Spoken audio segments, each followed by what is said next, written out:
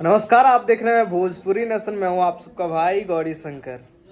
तो आप लोगों को पता है कि चुनावी माहौल चल रहा है और इन दिनों अपने पावर स्टार लगे हुए हैं चुनाव के माहौल में। और हाल में ही उन्होंने कह भी दिया है और ऐलान भी कर दिया है कि 2024 में चुनाव लड़ेंगे, जरूर लड़ेंगे। या फिर उनको टिकट मिले या ना मिले, वो जनता के प्यार से लड़े या फिर उनके जितने भी सपोर्टर हैं उनसे लड़े, या फिर भोजपुरी इंडस्ट्री में जिन जिन लोगों से वो जुड़े हुए हैं उनके सपोर्ट से लड़े, लेकिन वो चुनाव लड़ेंगे।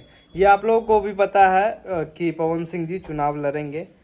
अब बात यहाँ पे आ रही है कि वो कहाँ से चुनाव लड़ेंगे। ये सबके मन में एक सवाल आ रहा है और कुछ लोग ये बता रहे हैं कि ये पवन सिंह यहाँ से लड़ेंगे, पवन सिंह आरा से लड़ेंगे यहाँ से।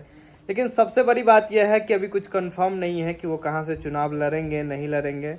और सच बात तो ये है, क्योंकि जब तक कहते हैं ना कि पार्टी तो तय है, पार्टी सब लोग जानते हैं कि पवन सिंह जी बीजेपी से चुनाव लड़ रहे हैं, लेकिन कहाँ से लड़ेंगे ये बातें अभी तक सामने नहीं आई है। हालांकि मैं बता दूं कि अगर पवन सिंह जी चुनाव लड़ते हैं तो उनके चुनाव प्रचार में बहुत सारे कलाकार आएंगे।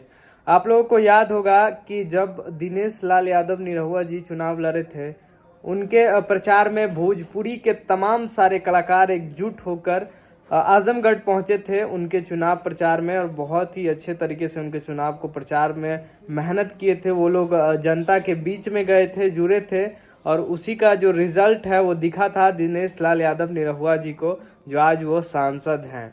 तो मुझे लगता है कि जिस तरीके से भोजपुरी इंडस्ट्री में एकता है और प्रेम है, पवन सिंह जी अगर चुनावी फील्ड में कूदते हैं तो जरूर लड़ेंगे और जीतेंगे। जिस हिसाब से बात करेंगे स्टार्स की, दोस्तों बहुत लोगों के मन में ये चीज़ें आ रही होंगी, क्या चुनाव प्रचार में खेसारी लाल यादव जी आएंगे?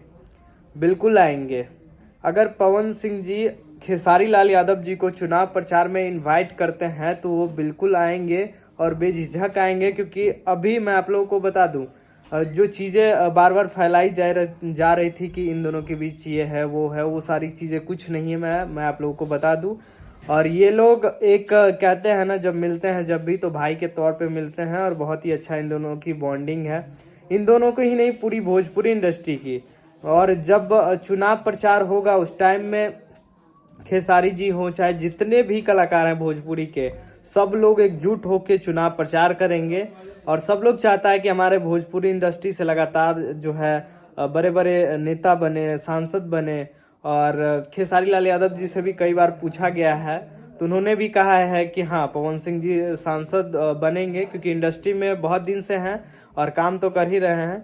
लेकिन एक सांसद का जो पद होता है, भोजपुरी से ऑलरेडी 3 जो स्टार्स हैं वो सांसद के पद पे हैं। पहले मनोज तिवारी जी, दूसरे रवि किशन जी, और तीसरे दिनेश लाल यादव जी, और चौथा नंबर पवन सिंह जी का है।